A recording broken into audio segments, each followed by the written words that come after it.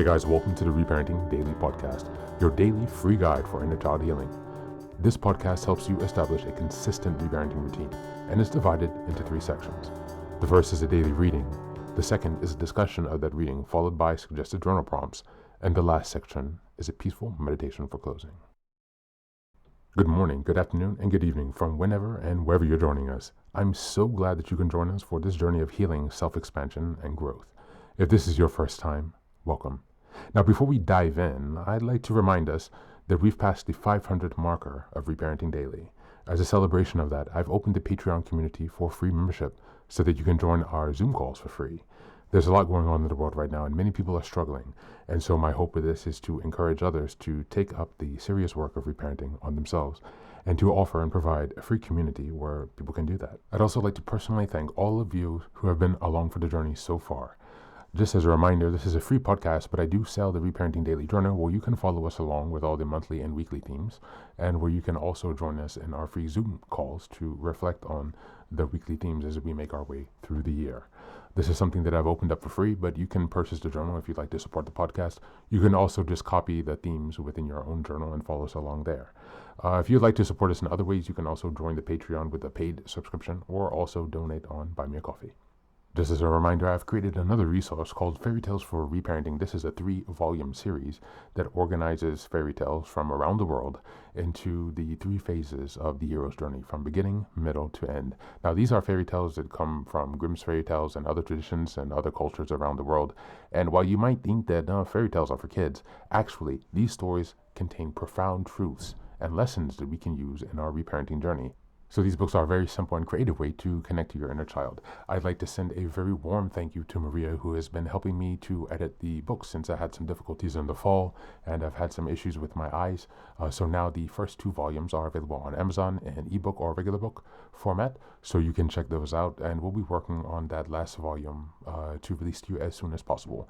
But again, these stories are ways to connect with lessons that are shared across different cultures, to reconnect with your inner child, and to really teach yourself some lessons that have been carried down for centuries and millennia. As we're passing episode 550, I'd like to also turn your attention to the fact that I've changed the meditation at the end of the podcast, and so you can check that out now for a new experience of binaural beats. So this helps with binaural stimulation from the left to right ear, a bit like a replication of the EMDR experience. So I'm hoping that this can help bring you guys some relief, and we'll have other meditations coming soon as we progress with the rest of the year. So with these announcements now out of the way, let's dive into today's practice. Today's reading is from Positive Psychology on Gratitude Exercises. Just as a reminder, we are in November, and the theme is gratitude and abundance. We are in week 1, which is November 1st to the 7th. The theme for this week is practicing daily gratitude. 4 gratitude exercises and activities to try today. Like any skill, gratitude must be practiced and cultivated to reap the true benefits. Below are a few exercises and activities to help you strengthen your gratitude. Number 1, a gratitude list. Gratitude lists are the most commonly researched interventions for gratitude. This practice is quite basic and requires individuals to list things they are grateful for. One study of gratitude interventions concluded that participants only needed to list 3 items to experience the effects of this practice. For maximum benefits, this strategy can be practiced daily. Number 2, a gratitude journal. A gratitude journal is a wonderful way to instill mindfulness and encourage people to pause and think about things that they are grateful for. It is also an excellent source to look back on during difficult moments as a reminder of positive events. To learn more about journaling for the purpose of gratitude, watch these recommended videos below. There's a link to that you can see. Number 3, gratitude jar. A gratitude jar is an effective method for documenting and reflecting on the positives in life. Write down things that you are grateful for on small slips of paper and place them in a jar every day. Will help you instill a daily ritual of practicing gratitude. At the end of the month or week, reading through the slips of paper will help provide a reminder of those positives. And number 4, thank you letters or notes.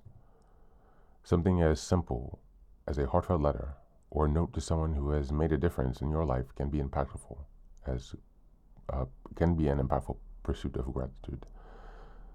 Expressing appreciation for kindness or making an impact can benefit the person expressing gratitude and have a waterfall effect and inspire others to practice gratitude. Thank you, and that's the reading for today.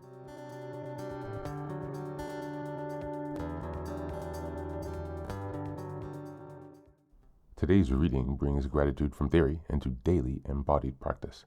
Gratitude, much like any muscle, strengthens with consistent practice, and this reading offers a simple, powerful group of tools for doing just that. Whether it's keeping a gratitude list, writing in a journal, filling a gratitude jar, or sending thank you letters, each practice invites mindfulness, reflection, and connection. These rituals help us pause, appreciate the present moment, and acknowledge how life supports us in both subtle and profound ways. In the context of practicing daily gratitude, these exercises remind us that gratitude is not a one-time act, it's a lifestyle shift. These beautiful lies and the beauty lies in the specificity.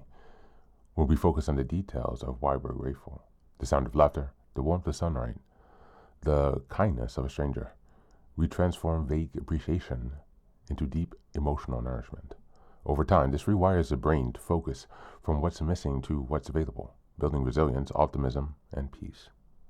Gratitude becomes a gentle anchor that steadies us through life's ups and downs. From a reparenting perspective, these daily gratitude activities serves as a loving ritual between your inner loving parent and the inner child. The child within often remembers lack of love, safety, or attention. By recording gratitude, you teach the inner part of you to see and trust the world's goodness again. Each note in a gratitude jar or entry in a journal is a message that says you are supported. There are safe people, kind gestures, and beautiful moments for you now.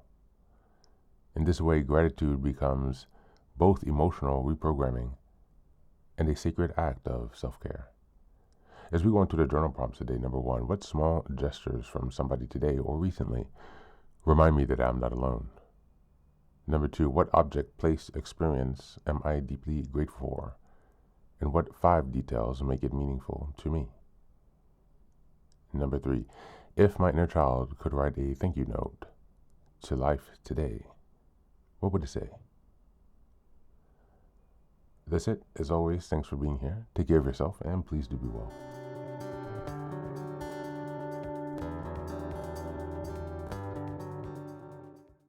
Welcome back, welcome back.